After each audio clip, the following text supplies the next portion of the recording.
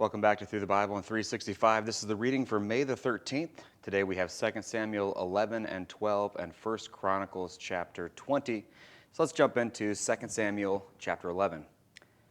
It happened in the spring of the year, at the time when kings go out to battle, that David sent Joab and his servants with him and all Israel, and they destroyed the people of Ammon and besieged Rabbah. But David remained at Jerusalem. Then it happened one evening that David arose from his bed and walked on the roof of the king's house. And from the roof he saw a woman bathing, and the woman was very beautiful to behold. So David sent and inquired about the woman. And someone said, "Is this not Bathsheba, the daughter of Eliam, the wife of Uriah the Hittite?" Then David sent messengers and took her, and she came to him, and he lay with her, for she was cleansed from her impurity.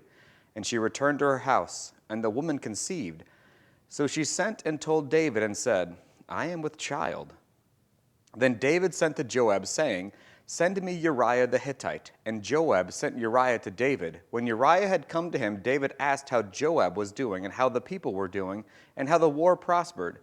And David said to Uriah, "Go down to your house and wash your feet." So Uriah departed from the king's house, and a gift of food from the king followed him.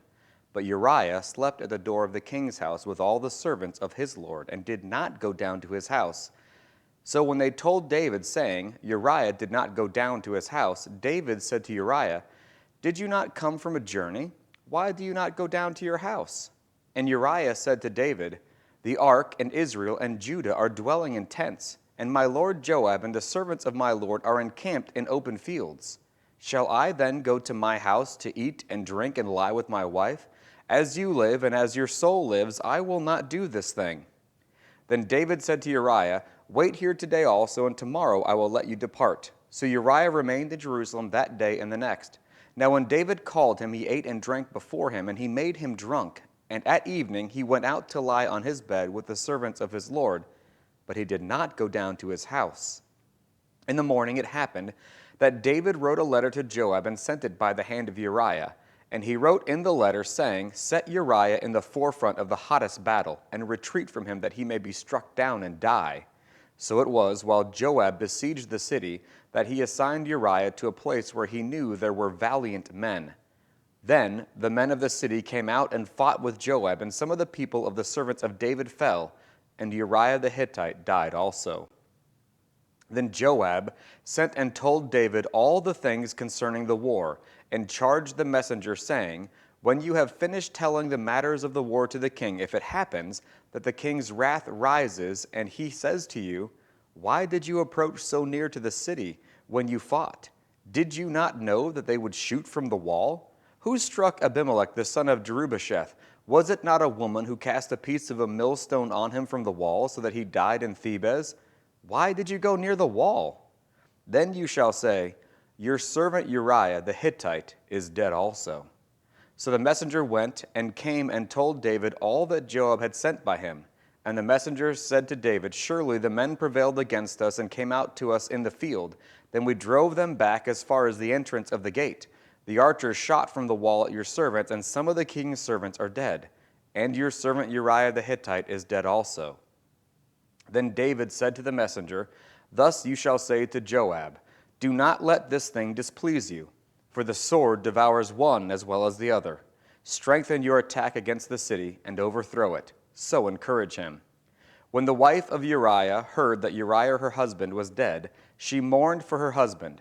And when her mourning was over, David sent and brought her to his house, and she became his wife and bore him a son. But the thing that David had done displeased the Lord. Chapter 12. Then the Lord sent Nathan to David, and he came to him and said to him, "There were two men in one city, one rich and the other poor. The rich man had exceedingly many flocks and herds, but the poor man had nothing except one little ewe lamb which he had bought and nourished. And it grew up together with him and with his children. It ate of his own food and drank from his own cup and lay in his bosom, and it was like a daughter to him. And a traveler came to the rich man, who refused to take from his own flock and from his own herd to prepare for the wayfaring man who had come to him. But he took the poor man's lamb and prepared it for the man who had come to him. So David's anger was greatly aroused against the man, and he said to Nathan, "As the Lord lives, the man who has done this shall surely die, and he shall restore fourfold for the land, because he did this thing, and because he had no pity." Then Nathan said to David, "You are the man. Thus says the Lord God of Israel, I anointed you king over Israel, and I delivered you from the hand of Saul. I gave you your master's house and your master's wives into your keeping, and gave you the house of Israel and Judah. And if that had been too little, I also would have given you much more. Why have you despised the commandment of the Lord to do evil in his sight? You have killed Uriah the Hittite with the sword. You have taken his wife to be your wife, and have killed him with the sword of the people of Ammon. Now, therefore, the sword shall never depart from your house, because you have despised me, and have taken the wife of Uriah the Hittite to be your wife. Thus says the Lord, Behold, I will raise up adversity against you from your own house, and I will take your wives before your eyes and give them to your neighbor, and he shall lie with your wives in the sight of the sun. For you did it secretly, but I will do this thing before all Israel, before the sun." So David said to Nathan, "I have sinned against the Lord." And Nathan said to David, "The Lord also has put away your sin. You shall not die. However, because by this deed you have given great occasion to the enemies of the Lord to blaspheme, the child also who is born to you shall surely die." Then Nathan departed to his house. And the Lord struck the child that Uriah's wife bore to David, and it became ill. David therefore pleaded with God for the child, and David fasted and went in and lay all night on the ground. So the elders of his house arose and went to him to raise him up from the ground, but he would not, nor did he eat food with them. Then on the seventh day it came to pass that the child died. And the servants of David were afraid to tell him that the child was dead. For they said, "Indeed, while the child was alive, we spoke to him, and he would not heed our voice. How can we tell him that the child is dead? He may do some harm." When David saw that his servants were whispering, David perceived that the child was dead. Therefore David said to his servants, "Is the child dead?" And they said, "He is dead."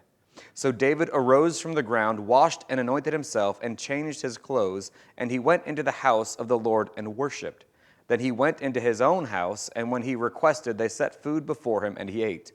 Then his servant said to him, "What is this that you have done? You fasted and wept for the child while he was alive, but when the child died, you arose and ate food."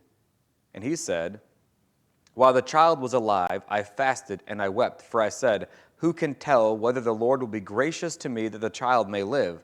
But now he is dead. Why should I fast? Can I bring him back again? Shall I go to him? But he shall not return to me." Then David comforted Bathsheba his wife, and went in to her and lay with her. So she bore a son, and he called his name Solomon. Now the Lord loved him, and he sent by word by the hand of Nathan the prophet, so he called his name Jedidiah, because of the Lord. Now Joab fought against Rabbah of the people of Ammon, and took the royal city. And Joab sent messengers to David and said, "I have fought against Rabbah, and I have taken the city's water supply. Now therefore gather the rest of the people together, and encamp against the city, and take it, lest I take the city, and it be called after my name." So David gathered all the people together, and went to Rabbah, and fought against it, and took it. Then he took their king's crown from his head. Its weight was a talent of gold, with precious stones, and it was set on David's head. Also he took out the spoil of the city in great abundance, and he brought out the people who were in it, and put them to work with saws and iron picks and iron axes, and made them cross over to the brickworks. So he did to all the cities of the people of Ammon. Then David and all the people returned to Jerusalem. 1 Chronicles chapter 20. It happened in the spring of the year, at the time when kings go out to battle, that Joab let out the armed forces and ravaged the city of the country of the people of Ammon, and came and besieged Rabbah. But David stayed at Jerusalem, and Joab defeated Rabbah and overthrew it.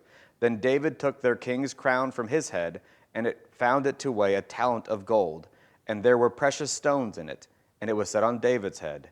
Also he brought out the spoil of the city in great abundance, and he brought out the people who were in it, and put them to work with saws, with iron picks, and with axes.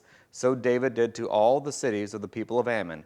Then David and all the people returned to Jerusalem.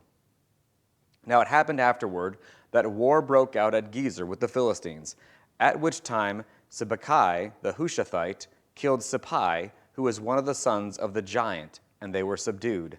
Again there was war with the Philistines, and Elhanan the son of Jair killed Lahmi, the brother of Goliath the Gittite, the shaft of whose spear was like a weaver's beam. Yet again there was war with Gath, where there was a man of great stature, with 24 fingers and toes, 6 on each hand and 6 on each foot, and he also was born to the giant. So when he defied Israel, Jonathan the son of Shimea, David's brother, killed him. These were born to the giant in Gath, and they fell by the hand of David and by the hand of his servants.